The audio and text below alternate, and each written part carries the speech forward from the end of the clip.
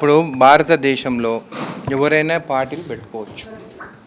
నేను కూడా పోయి వెస్ట్ బెంగాల్లో పార్టీ పెట్టుకోవచ్చు, నేను కూడా పోయి తమిళనాడులో పార్టీ పెట్టుకోవచ్చు. కానీ నాకు తమిళ్ రాదే. అయితే ఆయన పార్టీ మీటింగ్ పెట్టుకోవచ్చు, ఏమైనా చేసుకోవచ్చు, స్వేచ్ఛ ఉన్నది. భారతదేశంలో ప్రతి ఒక్కరికి స్వేచ్ఛ ఉన్నది. నేను మాట్లాడింది ఒకటే, తెలంగాణ వాళ్ళు మీది నరదిష్టి, మీ కళ్ళ వల్లనే కోనసీమలో చెట్లు చచ్చిపోయినాయి, కొబ్బరి చెట్లు అన్నీ చచ్చిపోయినాయి అని చెప్పడం జరిగింది. మమ్మల్ని చిన్న చూపుగా చూస్తారు. అదే కాకుండా మొన్న ప్రొఫెసర్ నాగేశ్వరరావు గారి గురించి కూడా మాట్లాడడం జరిగింది. ఒక ప్రొఫెసర్ గురించి, ఆయన గురించి ఏమని మాట్లాడి, నేనే అరెస్ట్ చేయొద్దని చెప్పినా అని అన్నాడు. నేను ఒకటే అడుగుతున్నాను, ఎప్పటి నుంచి డిప్యూటీ సీఎంలు మినిస్టర్లు చెప్తే పోలీసు వాళ్ళు అరెస్ట్ చేయకుంటున్నారు? కేసులు పెడితే సెక్షన్ ప్రకారం అరెస్టా, బెయిలబులా, నాన్ బెయిలబుల్ అని సెక్షన్స్ ప్రకారం తెలుస్తుంది, పోలీసు వాళ్ళు యాక్షన్ తీసుకుంటారు. డిప్యూటీ సీఎం ఎవరు చెప్పేదానికి అరెస్ట్ చేయొద్దని నేను చెప్పినా అని? బహుశా ఆంధ్రప్రదేశ్లో డిప్యూటీ సీఎం చెప్పినట్టే పోలీసు వాళ్ళు వింటున్నారేమో. నేను ఒకటే అన్నాను, మీ ఇష్టం వచ్చినట్టు తెలంగాణకు వచ్చి అరెస్ట్ చేస్తానంటే కరెక్ట్గా ఏదన్నా ఒక పద్ధతి ఉంటుంది.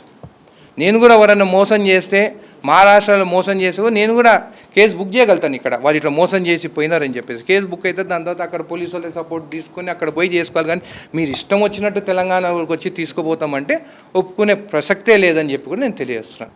ఖచ్చితంగా ఆయన చెప్పింది కరెక్టే కదా, నరదిష్ట అని అన్నారు కదా.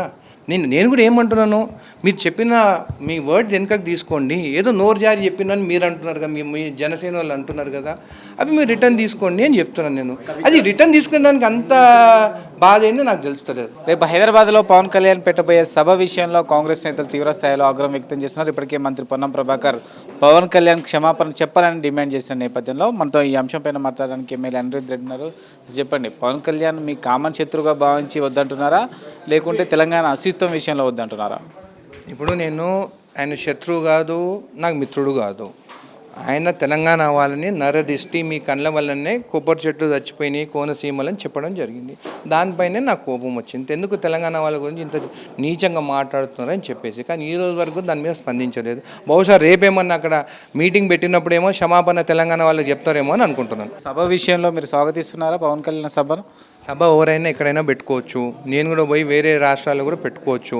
మా క్వశ్చన్ ఇక్కడ ఒక్కటే, పొలిటికల్గా మీరు ఏమైనా చేసుకోండి, కానీ మీరు తెలంగాణ వాళ్ళని ఇంత నీచంగా మీరు మాట్లాడింది కాబట్టి క్షమాపణ చెప్పాలి. ఇది మొత్తానికి పవన్ కళ్యాణ్ సభ విషయంలో తనకు అభ్యంతరం లేదని చెప్తూనే గతంలో చేసిన వ్యాఖ్యల విషయంలో పవన్ కళ్యాణ్ క్షమాపణ చెప్పాలన్న డిమాండ్ను ఎమ్మెల్యే అనిరుద్ధ్ రెడ్డి వినిపిస్తున్నారు. కెమెరా పర్సన్ కాంతో రాకేష్ రెడ్డి, సాక్షి న్యూస్, హైదరాబాద్.